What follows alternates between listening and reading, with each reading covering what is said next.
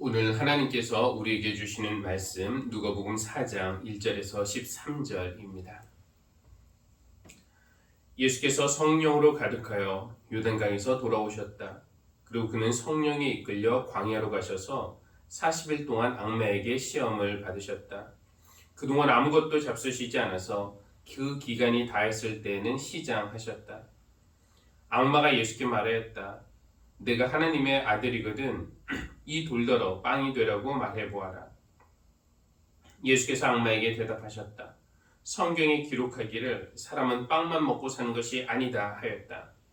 그랬더니 악마는 예수를 높은 데로 이끌고 가서 순식간에 세계 모든 나라를 그에게 보여주었다. 그리고 나서 악마는 그에게 말하였다. 내가 이 모든 권세와 그 영광을 너에게 주겠다. 이것은 나에게 넘어온 것이니 내가 주고 싶은 사람에게 준다. 그러므로 네가 내 앞에 엎드려 절하면 이 모든 것을 너에게 주겠다. 예수께서 악마에게 대답하셨다. 성경에 기록하기를 주 너의 하나님께 경배하고 그분만을 섬겨라 하였다. 그래서 악마는 예수를 예루살렘으로 이끌고 가서 성전 꼭대기에 세우고 그에게 말하였다. 내가 하나님의 아들이거든 여기에서 뛰어내려 보아라. 성경에 기록하기를 하나님이 너를 위하여 자기 천사들에게 명해서 너를 지키게 하실 것이다 하였고 또한 그들이 손으로 너를 떠받쳐서 너의 발이 돌에 부딪히지 않게 할 것이다 하였다. 예수께서 악마에게 대답하셨다. 성경에 기록하기를 주 너의 하나님을 시험하지 말아라 하였다. 악마는 모든 시험을 끝마치고 물러가서 어느 때가 되기까지 예수에게서 떠나 있었다. 아멘. 우리는 유혹이 많은 시대에 살고 있습니다. 성적인 유혹, 돈의 유혹, 음식의 유혹, 거짓말의 유혹, 술과 담배의 유혹, 게임의 유혹. 여러분을 자주 찾아오는 유혹은 어떤 것입니까? 미국에서 처음 목사가 되었을 때 교단에서는 새로 목사가 된 이들을 위한 오리엔테이션을 준비했습니다. 20명 정도의 새내기 목회자들에게 선배 목사들이 여러 명 나와서 여러 가지 이야기를 해줬는데 결론적으로는 딱 두 가지였어요. 성공적인 목회 방법, 효과적인 전도법, 설교를 잘하는 법, 교회 행정에 대한 노하우 이런 것은 일체 없었고 딱 두 가지, 성적 유혹 조심, 돈 조심 이 얘기뿐이었습니다. 목회자가 가장 빠지기 쉬운 두 가지 유혹이 바로 이런 것이기 때문에 그렇습니다. 목회자가 이런 유혹에 빠져서 죄를 저지르게 되면은 그것은 그 목회자에게만 치명적인 것은 아닙니다. 교회에 타격을 입히는 것이고요. 그 교회만이 아니라 다른 교회에게도 그렇고요. 무엇보다도 예수 그리스도의 복음에 치명타를 입히는 것입니다. 목회자가 교회 돈을 횡령했다는 뉴스, 목회자가 여자 성도와 부적절한 관계를 맺었다는 뉴스, 이런 뉴스를 접할 때마다 착잡한 마음을 감추기 어렵습니다. 도대체 무슨 생각으로 저렇게 한 것인가? 그것이 본인에게는 물론이고요. 한국교회, 그리고 예수 그리스도의 복음이 얼마나 피해를 주는지, 또 전도하는데 얼마나 부정적인 영향을 주는지 모른단 말인가 하는 생각이 드는 거죠. 근데 왜 모르겠습니까? 다 압니다. 근데 알면서도 넘어가는 것이에요. 그것이 사탄의 유혹의 무서운 점입니다. 그만큼 사탄은 나쁜 말로 하면은 교활한 것이고 좋게 말하면은 영리한 것입니다. 사탄의 계획은 치밀하고 똑똑합니다. 우리라고 사탄의 유혹에 넘어가지 않겠습니까? 자신 있게 나는 안 넘어간다 말하기 어렵습니다. 왜냐하면 우리도 살면서 여러 번 넘어갔고 또 그런 유혹 앞에서 우리가 약하다라는 것을 잘 알고 있기 때문에 그렇습니다. 사탄이 나를 타겟으로 잡고 작정하고 달려들면은 우리는 그 유혹을 물리칠 수 있을까요? 사순절에 우리는 그런 대비를 해야 합니다. 지난 수요일 3월 2일에 우리는 사순절이라는 새로운 교회 절기에 들어섰습니다. 교회에서는 부활절 전 40일이라는 시간을 따로 두고 이 기간을 절제와 경건의 시간으로 삼고 있습니다. 수요일에 말씀드린 것처럼 그것은 부활절을 제대로 맞이하기 위한 준비를 하는 시간. 우리가 새롭게 예수 그리스도와 새롭게 태어나기 위해서 나의 옛 자아를 죽이는 그런 훈련을 하는 시간입니다. 그런 이유로 교회 전통에서는 사순절이 되면은 즐겨 하던 무언가를 멈추거나 포기함으로써 사순절 훈련에 동참하곤 했습니다. 그러나 어떤 음식이나 활동이나 내가 무언가를 하지 않겠다 혹은 무언가를 하겠다 하고 결심하며 하나님과의 관계에 더 집중하려는 순간에 꼭 찾아오는 것이 있어요. 우리가 경건 생활에 힘을 쓰면 쓸수록 더욱 기승을 부리는 것은 바로 사탄의 방해입니다. 사탄의 목적은 분명해요. 딱 한 가지, 우리가 하나님과 가까워지는 것을 막는 것입니다. 하나님과의 관계를 끊으려는 것이에요. 그래서 이미 하나님과 멀리 있는 사람에 대해서는, 하나님과 가까워지려고 노력하는, 아무 노력도 하지 않는 사람에게는 사탄이 유혹할 필요성도 느끼지 못합니다. 사탄의 공격의 대상이 되는 사람은 하나님을 간절히 알고자 하는 사람, 성령으로 충만해져서 하나님의 일을 하고자 하는 사람, 하나님 나라의 확장을 위해서 큰 일을 할 수 있는 사람들입니다. 사탄은 바로 이런 사람들을 표적 삼아서 그들을 유혹합니다.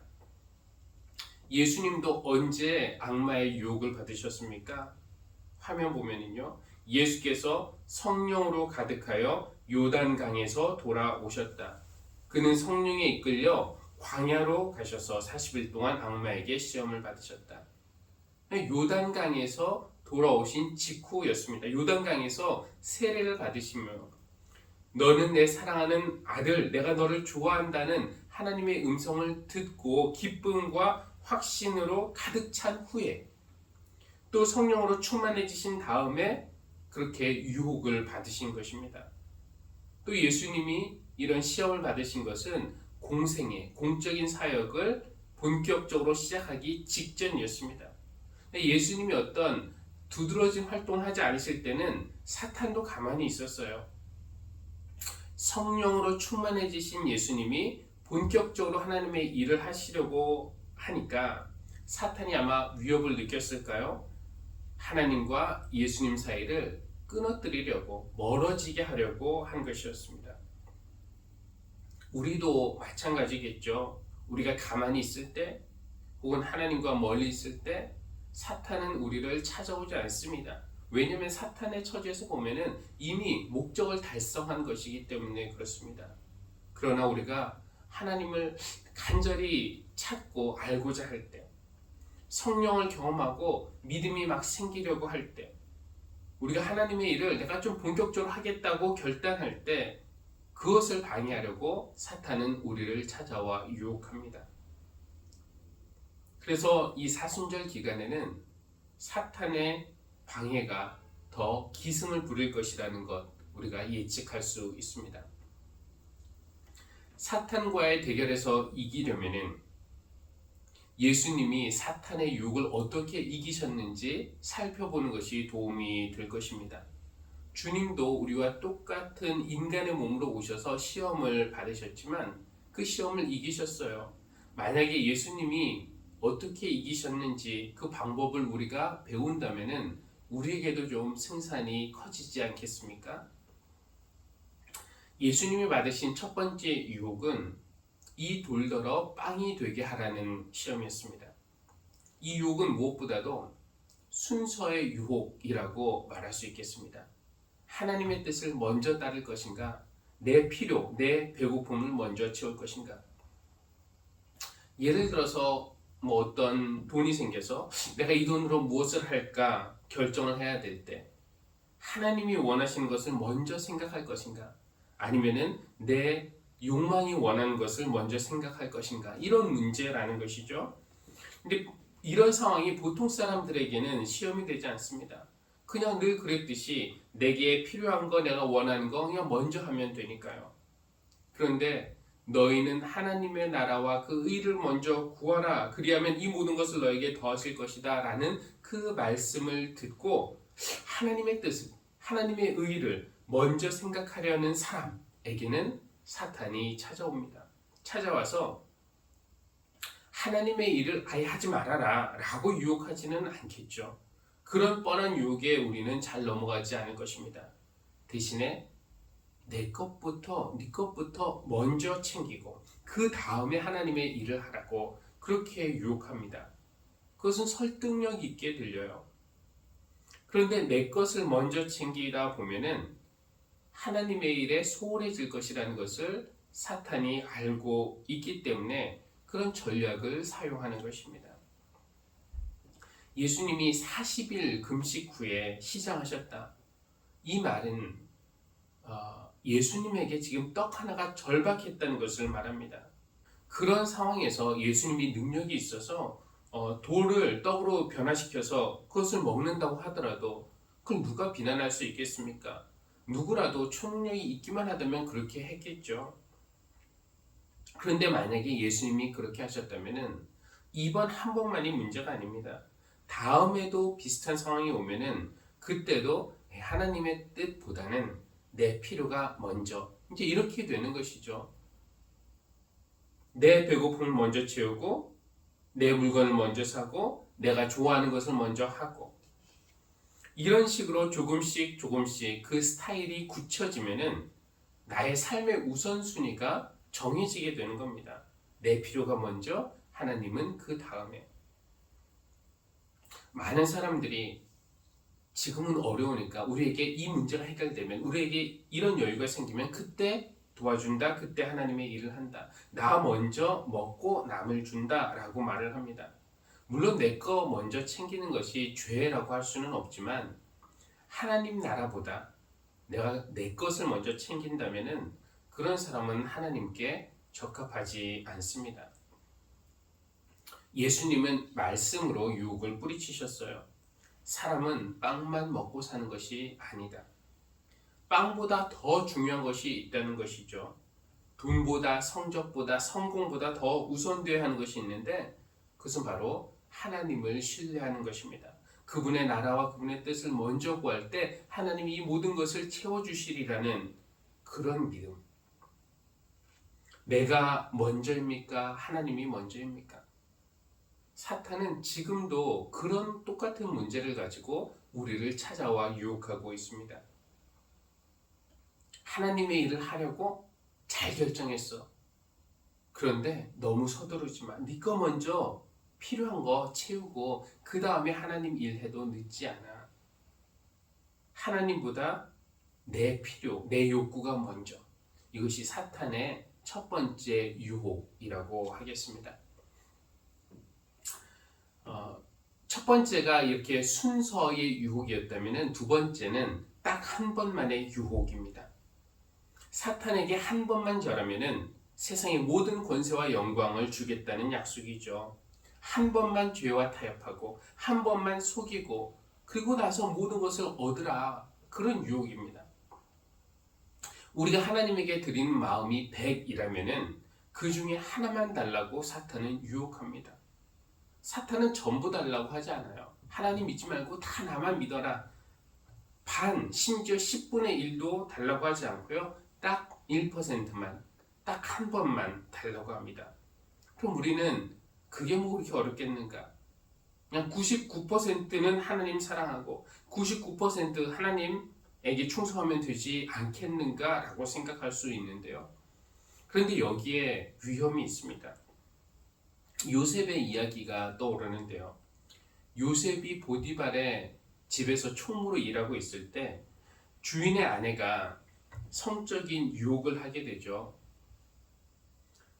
여러 가지 이유로 뿌리치기 어려운 그런 유혹이었습니다. 청년의 때에 여인의 유혹을 뿌리친다는 것이 쉽지 않았고 게다가 모시던 주인의 부인의 요구를 거절하는 것도 어려운 일입니다. 요셉이 그 보디발의 부인의 청을 거절하면은 큰 불이익을 당하겠지만 그 청을 한 번만 들어주면 그 대가로 상당한 자유를 얻을 수도 있었고요. 또 그것을 출세의 발판으로 삼을 수도 있었습니다. 딱 한 번만 눈 감고 딱 한 번만 죄와 타협하면은 많은 것을 얻을 수 있었어요. 근데 많은 것을 얻어도 딱 한 가지 잃는 것입니다. 모든 것을 얻되 내 자신을 잃어버리는 것이죠. 여러분, 무엇이 더 손해이겠습니까? 우리의 영혼을 사탄에게 팔고 대신에 세상의 모든 권세와 부귀를 얻는 것과 아무것도 얻지 못해도 내 영혼을 지키는 것, 즉 세상 만물과 내 영혼, 어느 것이 더 가치가 있습니까? 가치는 얼마나 사랑받느냐로 결정된다고 합니다. 그러니까 우리는 하나님의 사랑을 받기 때문에 가치 있는 존재이죠. 우리가 얼마나 가치가 있는가? 얼마짜리인가? 하나님이 나를 얻기 위해서 외아들을 내어주실 만큼 사랑하시기 때문에 우리는 말하자면은 예수님짜리 그 정도의 가치를 가지고 있는 존재입니다. 하지만 하나님이 세상의 부귀와 권세와 영광 이런 거를 사랑하시나요? 세상의 그 어떤 화려한 물건도 아무리 높은 권력도 뜨거운 인기도 하나님은 사랑하시지 않기 때문에 세상의 권세와 영광, 부귀 여기에는 어떤 진정한 가치가 있는 것은 아닙니다. 내 영혼과 세상의 모든 것을 맞바꾸는 것, 얼핏 보면 그것이 이익인 것 같지만 사실은 손해라는 것이죠. 예수님은 이번에도 말씀으로 그 유혹을 물리치셨습니다. 그분만을 섬겨라 이렇게 말씀하세요. 그런 말씀을 인용하시는 거죠. 그분만 섬기라는 것은 우리의 사랑, 우리의 충성을 나누지 말라는 겁니다. 사탄은 지금도 같은 전략으로 우리를 유혹합니다. 딱 한 번인데 어때? 딱 한 번 속이고 세상 모든 것을 얻어서 11조도 하고 선교도 하고 전도도 하면 더 좋지 않겠어? 딱 한 번만의 유혹. 그것은 결국은 내 영혼을 파는 첫 걸음이 되는 것입니다. 이것이 사탄의 두 번째 유혹이에요. 그리고 세 번째 유혹은 이제 성전 꼭대기에서 뛰어내리면은 천사들이 받쳐줄 것이다. 그거 한번 시험해봐라. 하나님의 사랑을 시험해보라는 그런 유혹이에요. 하나님이 너를 정말로 사랑하시는지 한번 의심해보라는 그런 유혹이죠. 이 사탄이 반복해서 예수님에게 한 말이 있습니다. 네가 하나님의 아들이거든. 그러니까 네가 하나님의 아들이라면 하나님이 널 사랑하시는 그런 분이라면은 그거 증명해 보라는 것이에요. 하나님은 이미 예수님에게 요단강에서 너는 내 사랑하는 아들이다. 내가 너를 좋아한다, 기뻐한다 말씀하셨습니다. 우리에게도 마찬가지예요. 우리는 그것을 믿고 그 말씀을 믿고 감사함으로 받아들이면 되는 것이지 그거 내가 증명할 필요도 없고요. 또 하나님에게 증명을 강요할 필요도 없습니다. 하나님이 나를 사랑하신다는 것을 증명하기 위해서 성전 꼭대기에서 뛰어내리는 거, 하나님이 나를 살려주시면은 나를 사랑하시는 거고, 아니면은 하나님의 사랑은 거짓이고, 하나님은 그런 상황에서 기적을 일으키실 수도 있지만, 그런 기적을 일으키실 수밖에 없도록 하나님을 극한으로 몰고 가는 것은 하나님을 시험하는 것이고요. 그건 죄라는 것이죠. 광야 시절 하나님 우리와 함께 하시는 것이 맞다면 바위를 칠 때 물이 나오게 해주십시오. 출애굽 백성은 이런 식으로 광야에서 하나님을 시험했습니다. 물론 모세가 그 지팡이로 바위를 쳤을 때 하나님이 기적을 일으키셔서 바위에서 물이 터져 나오게 했습니다만 하나님이 그것을 기뻐하지 않으셨어요. 그래서 모세는 그 사건 이후에 주 너의 하나님을 시험하지 말아라 이렇게 말했습니다. 예수님도 그 말씀을 알고 계셨고 사탄에게 바로 그 말씀을 인용하신 것입니다. 주 너의 하나님을 시험하지 말아라. 우리가 하나님을 시험해서도 안 되고요. 시험할 필요도 없습니다. 그저 하나님이 주신 말씀, 믿고 감사함으로 받아들이면 그것으로 충분합니다. 사탄은 지금도 같은 그런 전략으로 우리를 유혹하고 있어요. 하나님이 널 사랑하신다고? 정말로 너를 자녀로 여기실까? 아닐걸? 한번 시험해봐. 의심해봐. 무조건 믿지 마. 이것이 사탄의 세 번째 유혹입니다. 첫 번째, 이 순서의 유혹에 대해서는 우리 주님은 빵보다는 하나님 나라가 먼저 라고 그렇게 하심으로써 이 순서를 바로 잡으셨고요.